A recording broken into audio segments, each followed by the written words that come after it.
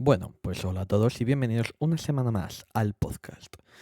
Hoy, bueno, está grabado de antes, pero hoy en este episodio tenemos la inestimable compañía de Don Francisco Narla, autor conocidísimo por sus grandes hazañas en el campo de la novela histórica, aunque bueno, preferible es que se presente él.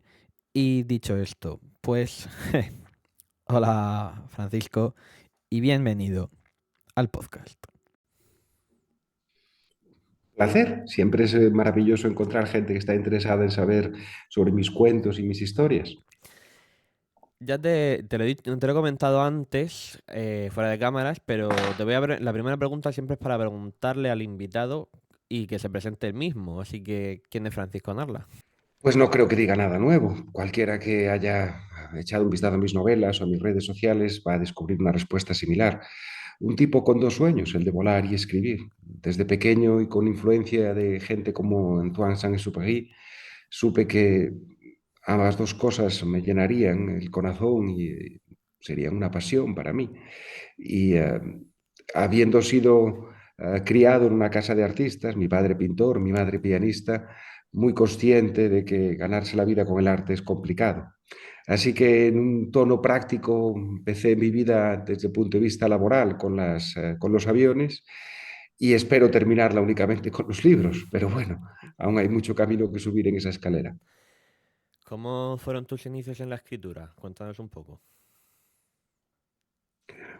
Nada original, es la verdad. Lector empedernido desde niño, todos los tipos de materiales, desde los cómics de mi admiradísimo, y ya lo echo de menos y no hace mucho, Francisco Ibáñez, hasta las lecturas propias de esos tiempos, Jack London o el propio Saint-Exupéry, los libros aquellos de misterio publicaba Alfred Hitchcock, no sé, un montón de cosas.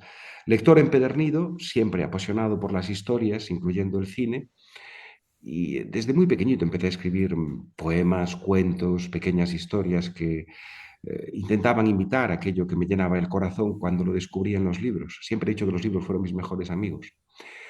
A partir de ese momento, siendo consciente como era de que lo que había visto estudiar a mi madre o a mi padre y comprendiendo que el arte, pese a que haya gente que todavía piense que solo depende del talento y que de las musas y las inspiraciones, empecé rápidamente a estudiar y a intentar comprender las cosas que definen la técnica narrativa y poco a poco, con mucha paciencia, escribiendo mucho y borrando mucho, no tanto como hubiera debido, pues fui construyendo mis primeras novelas.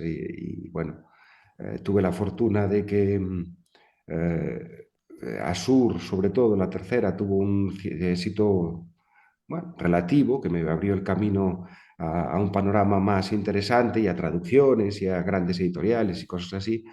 Y desde entonces trabajando muy duro para que cada novela sea la mejor todavía que ninguna de las anteriores. Creo, me atrevo a decir que ahora mismo, dentro de lo que es el género de la histórica, eres uno de los grandes referentes. No sé si tú te consideras así, pero por lo menos se te considera así por muchos de los autores. Eh, Dentro del género, ¿quiénes han sido para ti esos referentes? Bueno, yo no sé si soy el más adecuado para juzgarme a mí mismo, como, eh, no sé. Yo intento, y lo he dicho antes, que cada nueva novela sea mejor que las anteriores. Hago un esfuerzo muy consciente. De hecho, entre novela y novela solo estudio narrativa y sigo leyendo y busco ejemplos. Y leo no como lector únicamente, sino como escritor, analizando, intentando descubrir cómo se construyen esas historias. Referentes para mí, todos.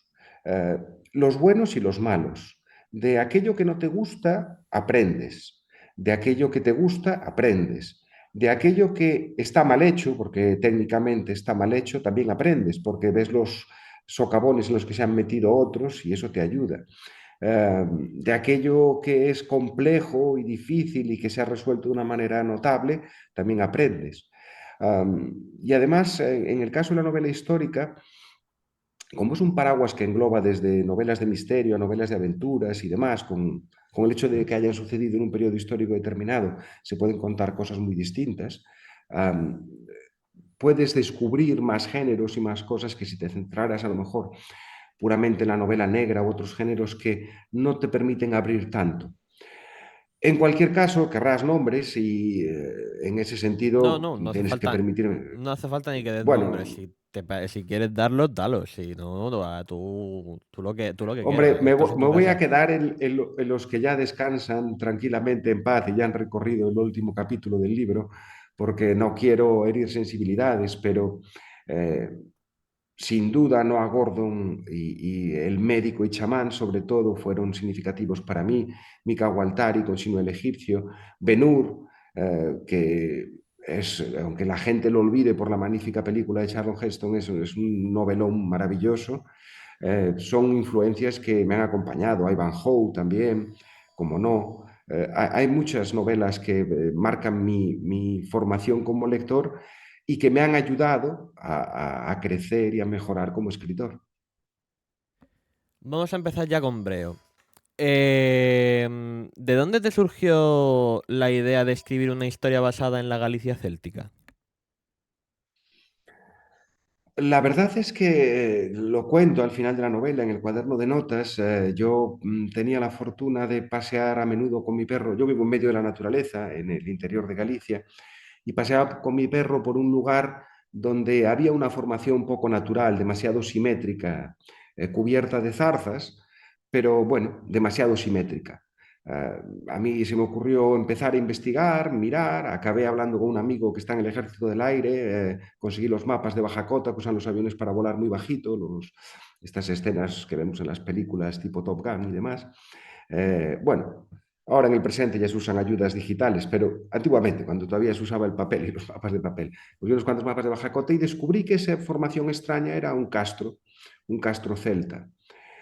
Y aquello me dolió en el alma, porque alguien como yo, aficionado a la literatura, que se hubiera perdido un yacimiento arqueológico interesante al lado de su casa, me intenté convencerme con excusas como, bueno, hay tantos que es normal que no todos se conozcan, que no todos sean públicos, pero me dolió, fue una patada en el estómago. Y la novela se convirtió en algo catárquico cuando empecé a investigar y a leer más sobre los celtas y me di cuenta de que todos somos mucho más celtas de lo que pensamos, que hay una cultura celta subyacente a nuestra cultura contemporánea actual y sin negar ninguno de los otros aportes, por supuesto. A veces me han dicho, no, no, pero es que somos más que celtas. Si yo no estoy diciendo que no, creo que el 8 o el 9% de las palabras en castellano tienen que ver con la ocupación musulmana o islámica de la península, es evidente. Aceituna, alcorque, aljama, aljería, aljafería, hay un montón de palabras, almohada, hay un montón de palabras y nuestra cultura viene determinada. Pero por algún motivo nos olvidamos no solo de esa aportación del periodo andalusí, sino también del periodo celta. Y nos parece que todo es Roma. La historia la cuentan los vencedores, no nos damos cuenta pues, de que camino, caballo, perro son también palabras celtas, de que en nuestra cultura y en nuestro día a día hay muchas cosas que permanecen de esa cultura celta. No nos damos cuenta de que de los 6.000 y pico, 7.000 castros que hay en el mundo, más de la mitad están del Duero para arriba, aquí en la península. No nos damos cuenta de que hay un pasado glorioso que reivindicar ahí, porque España, lo que hoy llamamos España, fue sin lugar a dudas el lugar que más quebraderos de cabeza le dio a Roma en su momento a la hora de conquistarlo. Fueron casi 2 siglos. La conquista nunca llega a ser del todo tan firme como en otros lugares, y aunque por supuesto no hay que entender del mismo modo el rincón levantino, la costa mediterránea, que la costa atlántica, hay una progresión muy significativa del dominio, de la presencia, de la culturación romana. Eh, eh, Tenemos muchas cosas de ese periodo que nos afectan a día de hoy. Todos hemos oído aquello de cortarse el pelo con cuarto creciente o cuarto menguante. Eso no viene ni en la Biblia ni en la cultura romana, eso es una cuestión celta. Todos saltamos las hogueras encima durante la festividad de San Juan.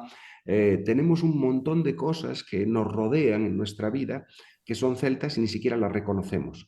Y yo no quiero negar el aporte romano, ni ningún otro aporte de los que nos define como somos a día de hoy, Pero cuando empecé a investigar todo esto y me di cuenta que me afectaba en el presente, que había cosas que mi abuela me contaba al lado de la hoguera, de la lareira, perdón, en mi casa y que eran celtas, que han pervivido durante 2000 años, cuando descubro los trabajos de Martín Almagro Gorbea, donde vemos paralelismos entre el Mester de Clerecía y el Mester de Jularía, en cómo se cuentan historias con los relatos del mito, del mítico héroe fundacional celta, cuando te das cuenta que tu cultura está impregnada de todas esas cosas, supe que tenía que hacer algo para contarlo, para reivindicarlo, para ponerlo de nuevo en la palestra.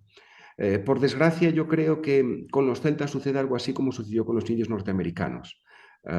Durante un momento, en los 50, en los 60, en cualquier película, cualquier elemento de la cultura popular, los indios norteamericanos resultaban unos desarrapados, capaces de emborracharse continuamente, que solo se dedicaban a robar y a violar mujeres. Y, sin embargo, el trabajo de ciertos artistas llevó a que nuestra visión de ellos cambiase. Fenimore Cooper, El último mohicano, luego el cine, Bailando con lobos. Ahora a nadie se le ocurre pensar en los indios como esa cultura, ese pueblo sin, entendemos otras cosas. Eso es lo que yo pretendo con los celtas, abrir esa puerta a que no solo yo, sino otros investigadores, otros escritores lo estamos intentando hacer, recuperar un poco nuestro pasado reconociéndolo, sin negar lo demás. A mí me encanta tener alcantarillas y me parece fantástico los puentes que dejaron los romanos.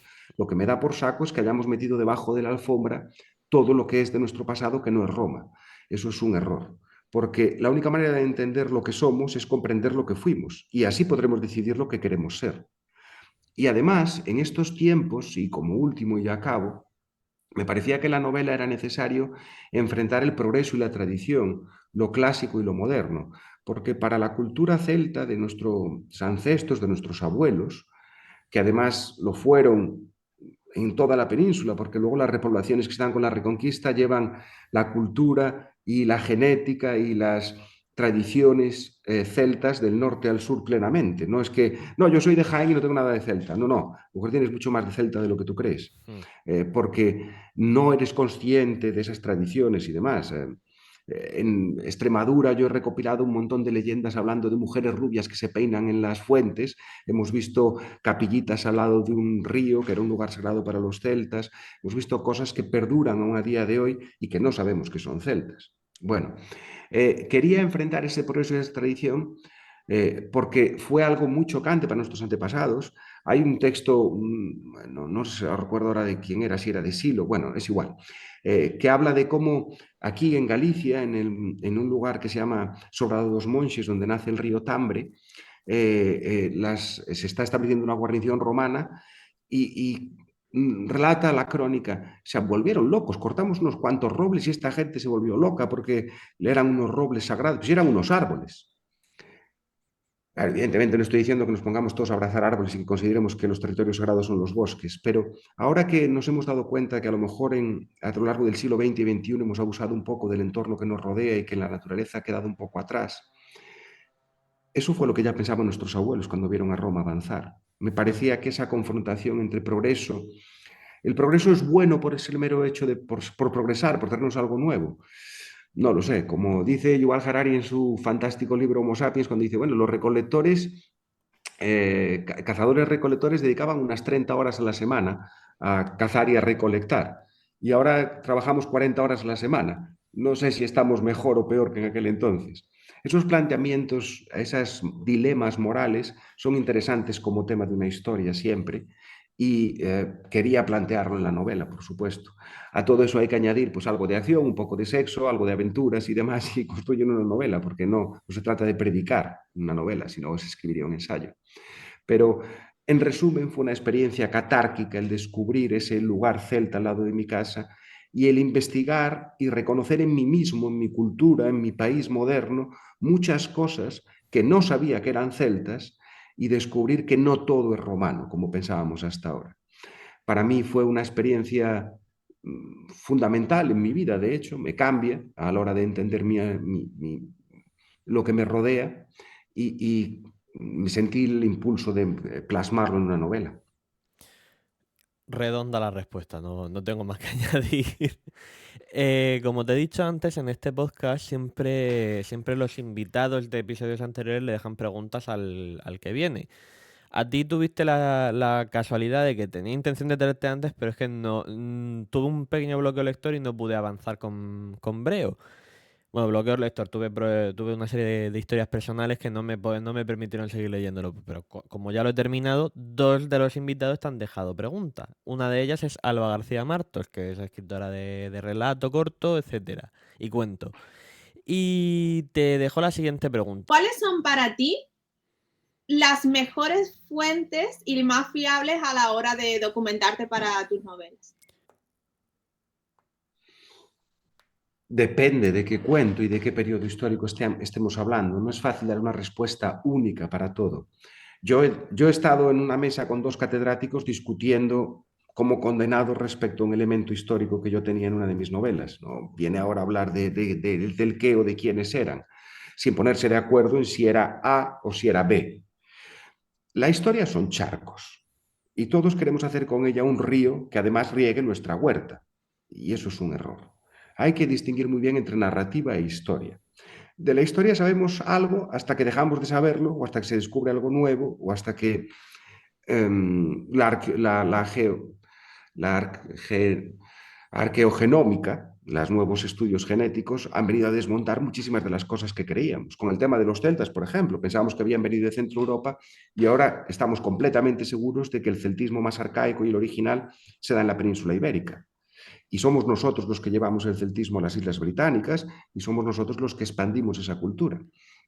Eso hasta hace, no es lo que estudiamos en el colegio los de mi quinta hace 20 años y eso lo sabemos ahora. Si tú escribes una novela hace 20 años sobre los celtas y lo que cuentas es que los celtas vienen de Centro Europa, es una mentira histórica. Sin embargo, a lo mejor la novela es fantástica y merece la pena leerla igual, porque cuenta una historia maravillosa. Entonces, la documentación no siempre surge del mismo lugar y de la misma manera. Para mí, el vehículo más razonable es a través de los expertos que le han dedicado muchos más años que tú. Yo procuro tener interminables conversaciones con catedráticos y con gente que se dedica a la historia, porque te sirven de filtro para entender. Luego hay que comprender que no todos pueden opinar lo mismo respecto a las mismas cosas. Y por mucha documentación que tú tengas, por mucho que hayas leído, por muchos catedráticos con los que hayas entrevistado, no debes hacer que eso interfiera con la creación narrativa. Si lo que tú quieres es contar historia, escribe un ensayo. Si tú quieres contar una novela, debes centrarte en la narrativa. Y la historia no debe ser óbice, no debe hacer que tropiece esa narrativa nunca, mi manera de ver. Así que, teniendo muy en cuenta que la prioridad para mí es la narrativa, las mejores fuentes en general suelen ser los catedráticos que le han dedicado toda su vida al hecho de estudiar un tema en el que yo para escribir Breo he tardado unos pocos años y hay gente con la que he hablado o a la que he leído, como Martín Almagro Gorbea o como Gonzalo Ruiz Zapatero, gente que llevan 30 años estudiando los celtas. Es evidente que yo no puedo saber lo mismo que saben ellos. No puedo hacer esa presunción de decir, ya controlo tanto como para poder hablar solo de esto. No, no. Mi trabajo no es analizar a los celtas, mi trabajo es escribir una novela entretenida y divertida que tiene un trasfondo celta que debe ser veraz. Veraz. No tiene por qué ser perfectamente riguroso históricamente. Eh, y además todos los grandes éxitos del cine o de la literatura son así. Es decir, Gladiator es un truño históricamente, tiene un montón de cafradas. Braveheart, otras cuantas más. El médico tiene errores. Ben-Hur tiene, bueno, Ben-Hur, la representación de los judíos que se hacen en Ben-Hur es un desastre de tamaño inconmensurable. O sea, no. Pero son novelas maravillosas. Entonces, hay que saber distinguir. Claro, ahí está el trabajo del escritor de narrativa histórica que camina en la cuerda floja siempre. Y a mí me gusta reflejar todo esto a través de la maravillosa frase de Alexander Dumas, que dice, yo prostituyo a la historia, pero le hago unos hijos preciosos. He visto que en tus redes sociales haces mucha incidencia en la herencia prerromana. ¿Hasta qué punto ha trascendido esta de herencia prerromana, como has dicho antes, en palabras, en ermitas pequeñas, pero hasta qué punto seguimos teniendo todavía a día de hoy esa herencia prerromana en nuestra cultura? Como hemos avanzado antes, mucho más de lo que nos lo parece, muchísimo, muchísimo más. Hay mil cosas, depende de la zona y demás. Por ejemplo, aquí en Galicia, todos los veranos seguimos yendo a las montañas a buscar a los caballos y sigue siendo practicándose eso que llamamos a rapa das bestas, en Galicia y en Asturias, en el norte de Portugal. Eso es algo que ya describe Estrabón. Los muchachos de estos pueblos que están todos tarados en el verano se echan al monte desnudos para capturar los caballos y mostrarse tal. Dice Estrabón también, fíjate si son brutos estos tipos, que nos llama prácticamente bestias salvajes, propio del etnocentrismo romano. Dice, fíjate si son brutos que comen en platos de madera. Cualquiera que haya venido a Galicia y haya comido pulpo sabe que seguimos sirviendo el pulpo en platos de madera. Eh, Decía antes el ejemplo de la relevancia de la luna. En nuestras fiestas populares, en buena parte de nuestras fiestas populares, muchas de las cosas que tenemos y que creemos tener no tienen un trasfondo religioso ni cristiano ni romano, tienen un trasfondo celta. Antes hablaba de el culto al fuego y el saltar las hogueras en San Juan y demás, el recoger hierbas, el coger cosas de San Juan y demás, el coger ramitas y ramitos de San Juan, también es celta. La Santa Compaña, las procesiones de ánimas, las ánimas en los caminos, también es celta. Algunas veces lo hemos trastocado con la cultura cristiana, por ejemplo, se dice en el fantástico y precioso templo de San Andrés de Teixido en Galicia, que irás de muerto si no fuiste de vivo. Yo pues, estuve allí de pequeño con mi abuela y mi abuela me decía, no pises un escarabajo, no pises una culebra, no pises un bichito, un caracol, porque será alguien que está peregrinando. ¿Dónde en la Biblia o en la cultura cristiana estamos hablando de reencarnaciones? Eso es algo que viene de los celtas. Y sigue vivo a día de hoy, la gente lo sigue creyendo, lo ha cristianizado en cierta manera, como la Santa Compaña, le hemos puesto Santa delante para cristianizarlo. Pero, por ejemplo, con la Santa Compaña tengo un ejemplo maravilloso. Yo recuerdo cuando yo era pequeño, mi abuela me decía que si veía la Santa Compaña por los montes gallegos, lo que tenía que hacer era dibujar un círculo en el suelo y tumbarme en él. Bueno, la estatua más famosa que existe de un celta, que todavía puede verse en Roma con unos 2000 años de antigüedad, representa a un celta tumbado en su escudo. Y no recuerdo quién es el cronista, si sí lo Estrabón no es. Bueno, uno de los cronistas dice, estos tipos están todos tarados. Cuando se sienten heridos en combate, resulta que se tumban en su escudo para morir en el hogar. ¿Qué me estaba diciendo mi abuela 2000 años después? Que dibujara un círculo en el suelo, que dibujara mi escudo en el suelo y me tumbara en el escudo. Tenemos tantas cosas que están ahí en nuestro presente que siguen siendo celtas. Por ejemplo, antes hablamos un poco por encima. Buena parte de nuestra narrativa en el Códice Calistino, cuando se habla se explica la llegada y primeros pasos del apóstol Santiago en la península ibérica, el relato, como ha comparado Martín Almagro Gorbea, es un relato fundamentalmente celta, la mítica del héroe fundador, y tiene los mismos elementos celtas, desde el hecho de llegar a través del agua con una aparición milagrosa como una barca de piedra, a remontar el río hasta una confluencia, el Ulla y el Sar, que es un lugar sagrado, a enfrentarse al mal, al oscuro, a lo negro, que es la reina Lupa. Nos casamos de blanco porque creemos que el blanco y el negro son lo bueno y lo malo, aunque haya cambios durante la época de la posguerra y tal, porque no había dinero para los blancos y tal, pero la asociación del blanco con el bueno y la pureza es algo probablemente incluso preindoeuropeo, que los celtas también explotan. Nuestra observancia del cielo y la astronomía tiene una gran parte celta, sin duda. No nos olvidemos de que en Ségeda, que espera ser patrimonio de la humanidad, acabamos de descubrir un templo en el cual por primera vez tenemos la posibilidad de establecer un norte geográfico, un solsticio de invierno y un lunasticio, creo que están alineadas esas tres cosas, algo que dejan hechos los celtas hace un montón de tiempo. Los celtas la presión de los celtas sobre Roma es la que hizo que se cambiara el calendario, en lugar de que el año comenzara en marzo, comenzase en enero, porque no, si empezaban las campañas en marzo no podía ser, eso tiene que ver con la resistencia numantina, no sé. Hay muchísimas cosas, muchas más de las que nos parece, o como decía antes en el vocabulario incluso, que son celtas. No debemos dejar que se pierdan porque nos permiten comprender lo que somos, como decía antes también. Quiero preguntarte un poquito, antes, pues, cómo construiste la historia. ¿Tú eres de planificar, o sea, eres más de ser un escritor mapa como clasifican los expertos?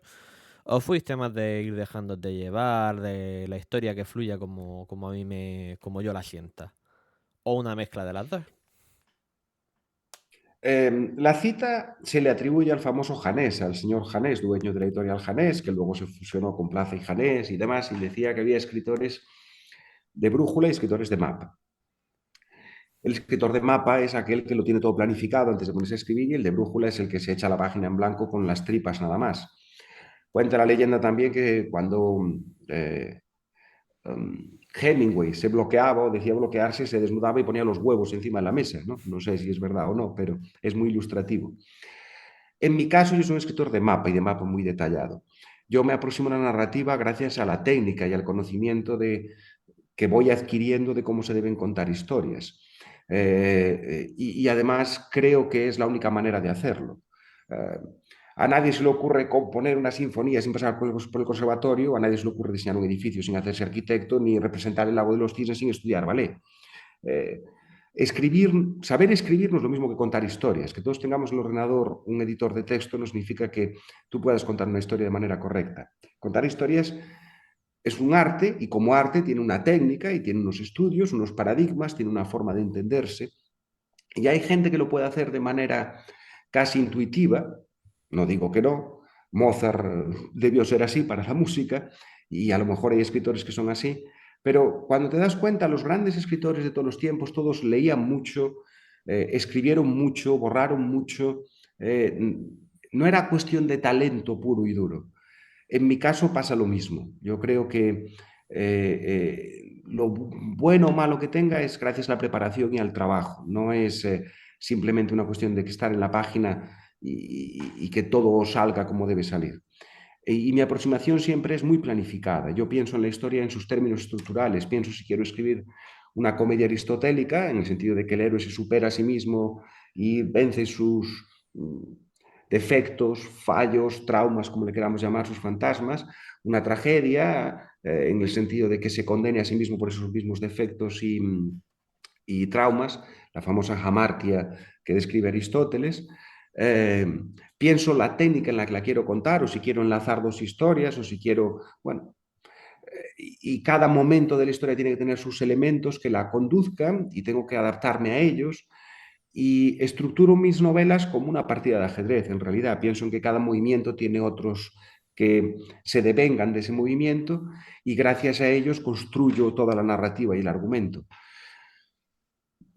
En mi caso no se puede, no sé trabajar de otra manera. Trabajo las historias desde el punto de vista técnico. Hay gente que hace lo mismo, pero a base de escribir y borrador y borrador y borrador y borrador y borrador y borrador, y va pidiéndole al corazón si esto cuadra o no cuadra, si al segundo acto le falta algo, tal. Bueno, yo prefiero prepararlo antes y no mecanografiar hasta que lo tengo todo claro. Pero si hay una cosa que a lo mejor esta pregunta tiene el interés para aquellos que les gusta escribir, es que cada uno debe encontrar su método de trabajo. Lo que yo hago sirve para mí y solo para mí. Cada uno debe buscar el modo de hacer las cosas. ¿Qué opinas de tus personajes? ¿Crees que los has trabajado de manera que estén bien adaptados a la época en la que en la que están ubicados, o por el contrario tomas elementos actuales para construirlos? Los personajes buenos, y no voy a hablar de los míos, hablo en general desde el punto de vista de la narrativa, son aquellos que son intemporales. Si tú sufres por un amor, o sufres por tu relación con tu padre, o sufres porque la mujer que amas no te hace caso, eso pasó en las cavernas y pasará dentro de 2000 años igualmente. Y eso hace un personaje poderoso. Por otro lado, a la hora de escribir y de construir los personajes, hay que tener en cuenta que estamos en el mismo debate que al construir la historia. Si yo construyo un personaje como era realmente en la Edad Media o en el periodo prerromano, probablemente el lector presente no entenderá un carajo, porque va a haber muchas cosas que van a estar completamente desapegadas a ese lector. Nuestra visión, nuestra cosmovisión, nuestro entendimiento del mundo a día de hoy es completamente distinto. Por ejemplo, no es prácticamente imposible que un lector del siglo XXI pueda comprender la profundidad de las creencias religiosas del habitante medio de la península ibérica en la parte no ocupada por los musulmanes en el siglo XI, XII o XIII. La presencia de Dios, la creencia en Dios, la religiosidad de ese momento pesa de una manera tan profunda que a día de hoy nos hace incomprensible. Si lo describes como era realmente en ese momento, o lo que creemos que era realmente en ese momento, probablemente lo despegarías demasiado del lector presente. Volvemos a lo mismo, esto es narrativa. Tiene que parecer real, pero no puede serlo. Si la narrativa es real, la narrativa se convierte en una mierda, porque la vida no se resuelve, las historias deben resolverse. Es igual que los diálogos. Ya me gustaría hablar como los personajes de los libros o de las películas. Nosotros en nuestra vida real, yo ahora acabaré la entrevista y pensaré, podía haber dicho esto, podía haber dicho aquello, podía haber dicho esto más. Si esto fuera una escena de un libro o una película, mis respuestas serían perfectas siempre, no habría dudas y todo lo que dijera es maravilloso. Todos hemos tenido la sensación de hablar con nuestras esposas, nuestras novias, tal, nuestros novios, lo que sea, y 5 minutos después de pensar, tenía que haber dicho tal. En la novela, en la película, en la historia, no hay esos 5 minutos después, ya dices la frase perfecta al momento. Tiene que parecer real, pero no puede serlo. Con los personajes o con la propia historia sucede lo mismo. Tienes que darles veracidad, tienen que respirar ese momento, imbuirte en ese mundo, pero no pueden serlo. Sí, lo que tiene que tener de realidad es esos sentimientos y esas emociones.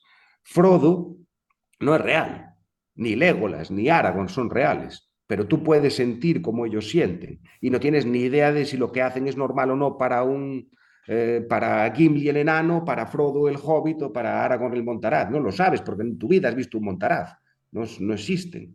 Pero te conectas con él a través de los sentimientos y las emociones, de sus dudas sobre cómo llegar a ser rey, de sus dudas sobre poder llevar el anillo en el caso de Frodo. Eh, no se trata de la realidad histórica del momento de la realidad, se trata de algo que sea veraz y plausible y que conecte a través de las emociones. Es un enfoque distinto, a mi manera de ver. Si no, si lo metemos en la realidad, nos tenemos que ir al ensayo y no a la narrativa, que son cosas distintas. Mm, Bueno, te he preguntado antes por los personajes. Quiero preguntarte ahora lo mismo que le pregunté en su momento a José Manuel Aparicio, compañero tuyo de editorial. En Bellum Ujú. Cantabricum consiguió hacer una cosa que es demonizar o dar la cara un poco más realista, por así decirlo, como dijo él, de lo que fue el Imperio Romano. ¿Ese fue tu propósito inicial o se derivó a raíz de empezar a trabajar un poco más profundamente la historia? Juzgar con los ojos del presente un momento pasado como ese es una verdadera memez. No se puede pensar en esos términos. Vamos a ver. Que Roma se pasó 3 pueblos aquí, no cabe duda. No hay que olvidar de que llega un momento que hacia la finalización de las llamadas guerras asturcántabras, que yo siempre digo que es un mal nombre, porque sería más bien guerras del Duero para arriba, más que otra cosa. Pero lo cierto es que por algún motivo que desconocemos, se puede ironizar con que César Augusto queda un poco asustado. De hecho, la leyenda cuenta que lo estaban llevando sus porteadores por los montes del norte, los montes cantábricos, y en medio de una tormenta cae un rayo, mata a uno de sus porteadores y César Augusto se marcha para Tarragona y no vuelve a pisar por aquí. Pero le da a Agripa una orden terrible. Y es la única vez que Roma hace eso. En ningún otro momento, ninguna de sus muchas conquistas vuelve a hacer algo semejante. En las Galias, que se conquistaron en 7 años, que Julio César hizo pis, pas, pas y se acabaron las Galias, mataron 1 millón de personas, un auténtico genocidio. A otro millón se lo llevaron como esclavos a Roma para venderlos y dejaron 1 millón allí. Es decir, 2/3 de la población a tomar por saco. Y hablamos de Roma o de Julio César como alguien, no, vamos a ver, Julio César era no puedo decirlo en el aire, pero muy buena gente no era, porque si no, no matas a 1 millón de personas. Pero no lo podemos juzgar con los términos presentes. Aún así, Roma en Hispania decide no llevarse a ese 1 millón de personas o a las que fueran posibles en correr a la población española como esclavos.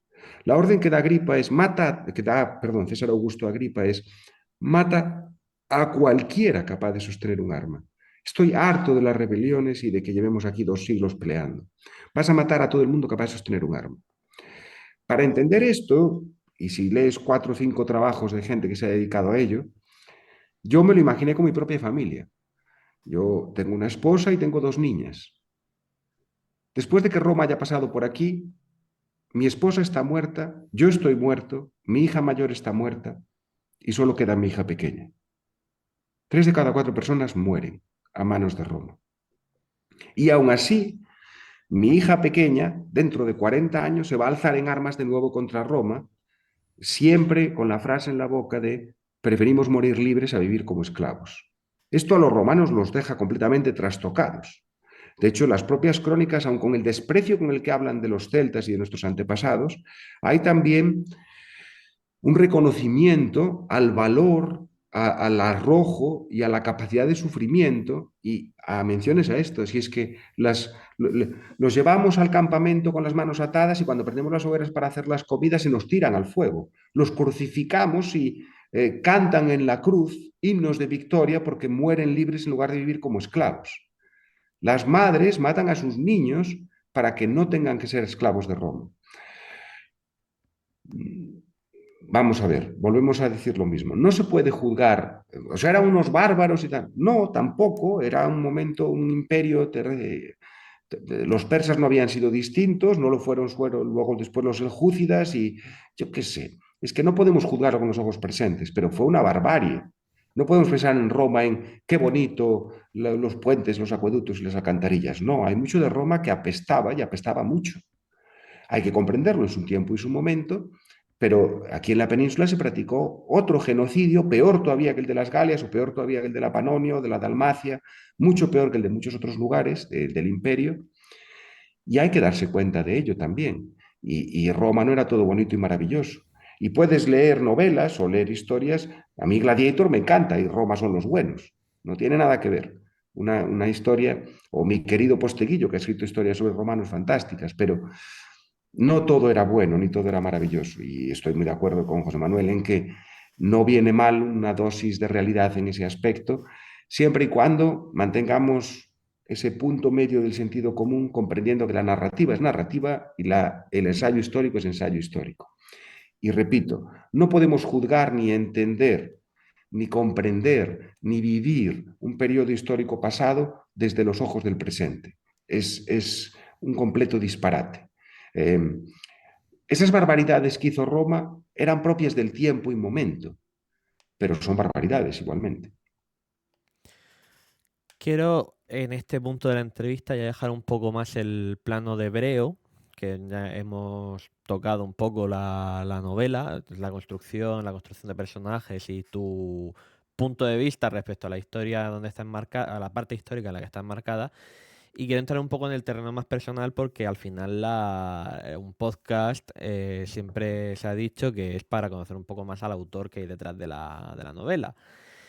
Y te quiero preguntar, ¿en qué momento llegó la novela histórica a tu vida? Desde niño, no sé, yo siempre he leído de todo, absolutamente de todo.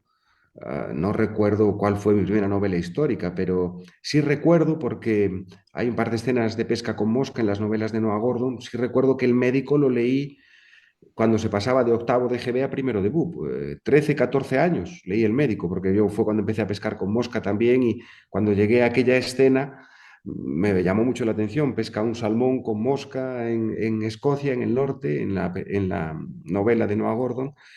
Así que, y no era mi primera novela histórica. Entonces, yo he leído de todo, desde siempre, desde niño, y la verdad es que disfruto con todos los libros. Ahora, como profesional, sí que ya desde hace unos años sigo leyendo de manera empedernido, le dedico casi tantas horas al día a leer como a escribir, sino más a leer, y disfruto enormemente. Las ves de otra manera y esperas otras cosas. Cuando eres un adolescente y no tienes conocimientos, mmm, disfrutas con la novela de una manera más inocente, podemos decir. Ahora como adulto dices, bueno, ahora debería pasar esto, tendríamos que... Pero te resulta entretenido igual. Tú sabes que en el punto medio de una historia normalmente hay una transformación, es el punto en el que se acerca al adversario, se vuelve más patente, muchas veces echas una cuenta atrás en marcha. bueno, ciertas cosas. Y te gusta ver cómo la resuelve esa persona, cómo lo cuenta. Y saber que tienen que suceder esos elementos no le quita ningún interés. Eh, tú, yo qué sé, en la música pasa lo mismo.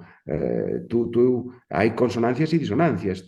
Una frase musical, si no acaba con determinadas notas o acordes que son consonantes con los anteriores, te suena raro. Pero aún así, cuánta música hay, te sorprende cómo están hechas o demás, y son todas, y todas respetan esas consonancias. Repito, la técnica nunca hace que el arte disminuya. Hay una técnica detrás de todos los artes y eso no los cohíbe o los restringe. Eh, por otra parte, como escritor, pues mi primera novela fue, la crítica dijo, terror costumbrista, la segunda investigó un poco el thriller parapsicológico y yo siempre intenté escribir de aquellas historias que me gustaría leer, que me gustaría encontrar en las librerías.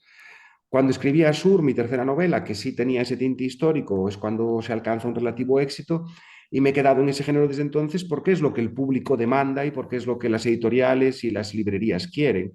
A mí se me ocurren otras historias, pero si lo pensamos, es lógico que el artista, una vez alcanza una cierta notoriedad, se queda enmarcado en un lugar.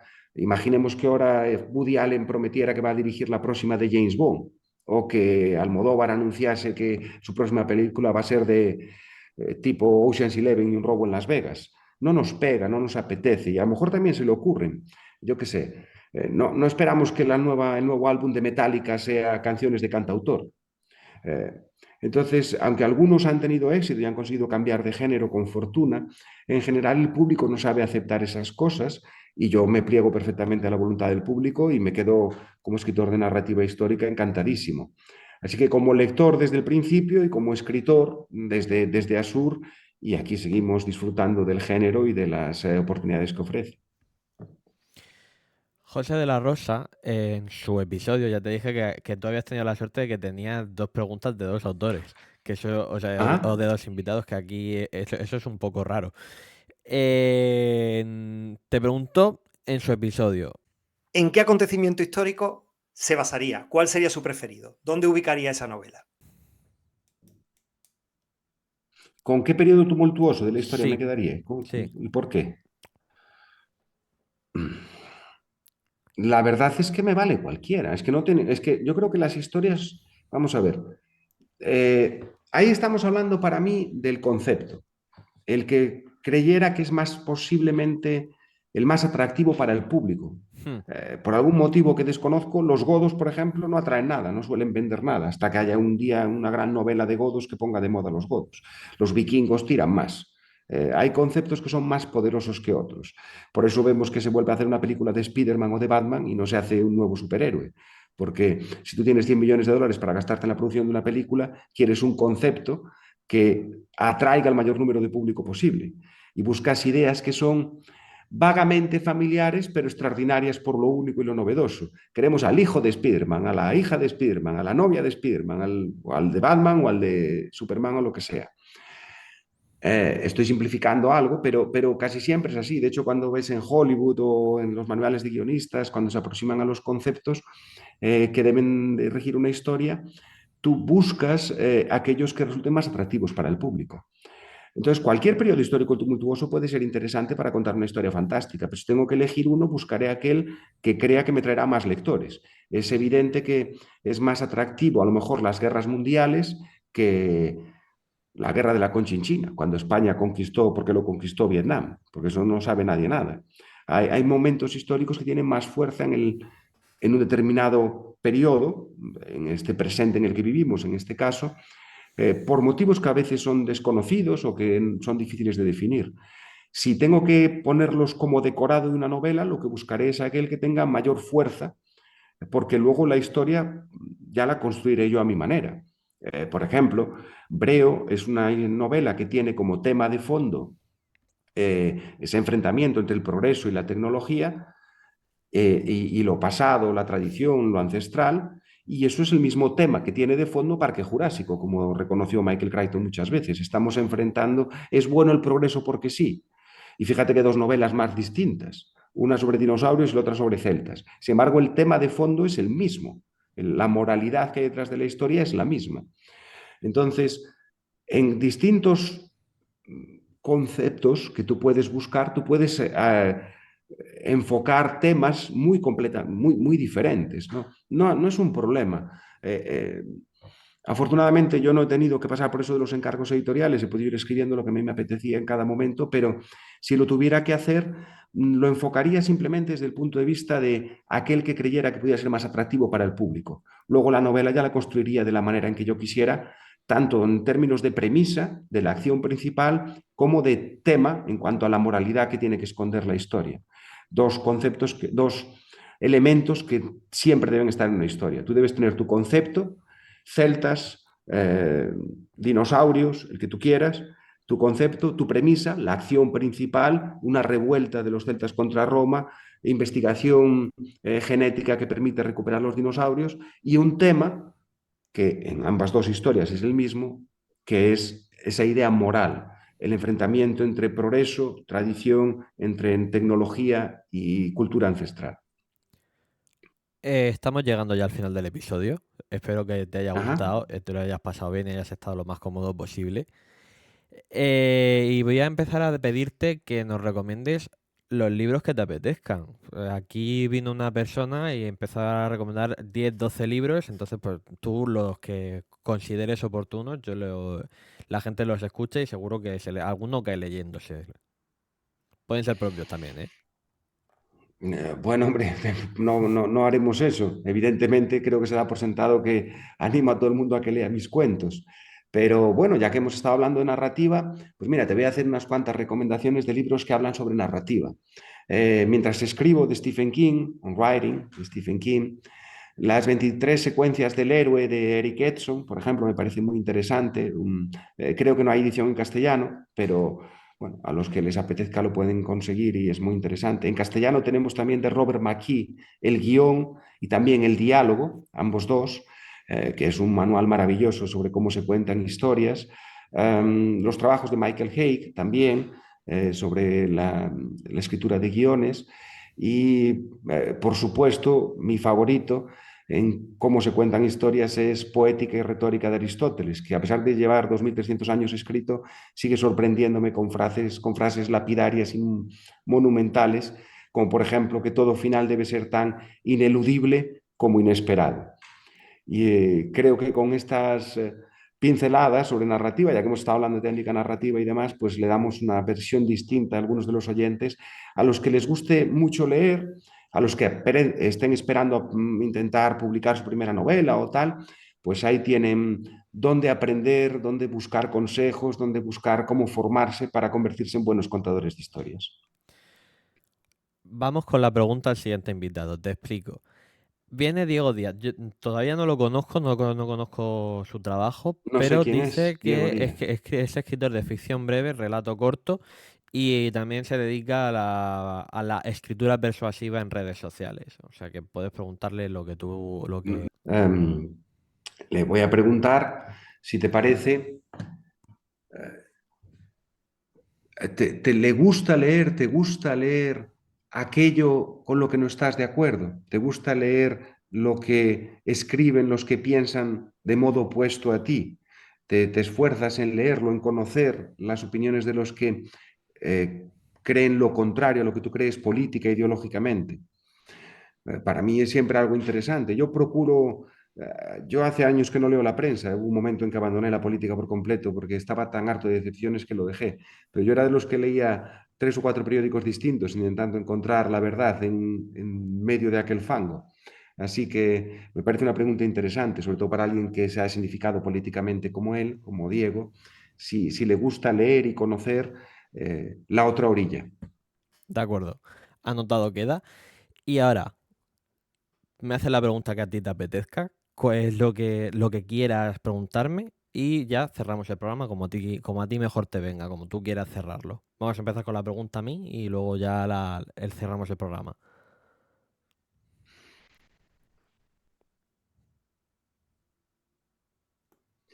Pues te voy a preguntar, eh,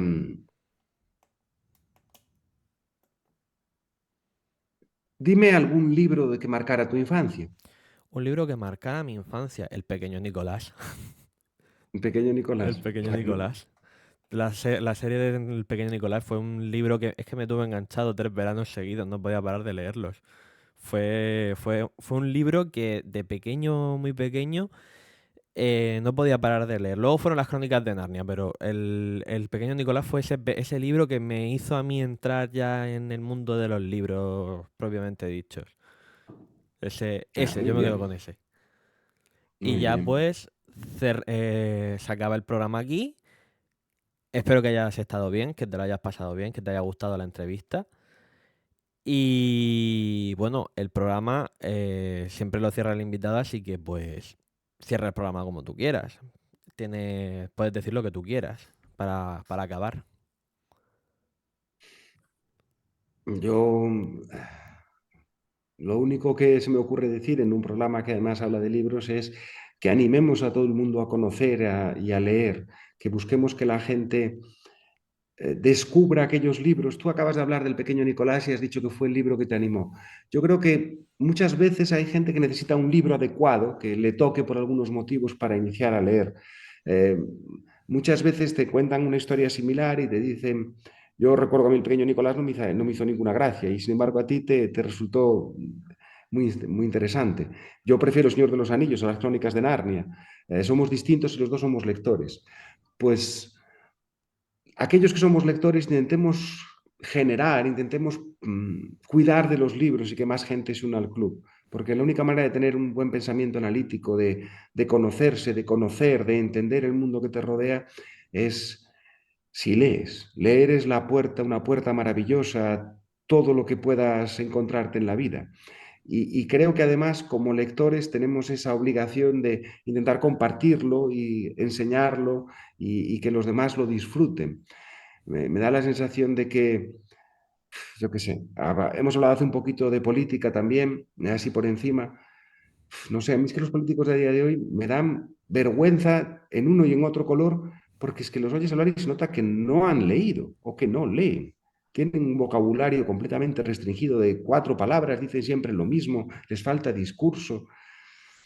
Bueno, quiero hacer un alegato por la lectura, por los libros, porque la gente se anima a leer y combinar a los lectores a que intenten que el vicio se expanda, a convertir la lectura en un virus que nos infecte a todos.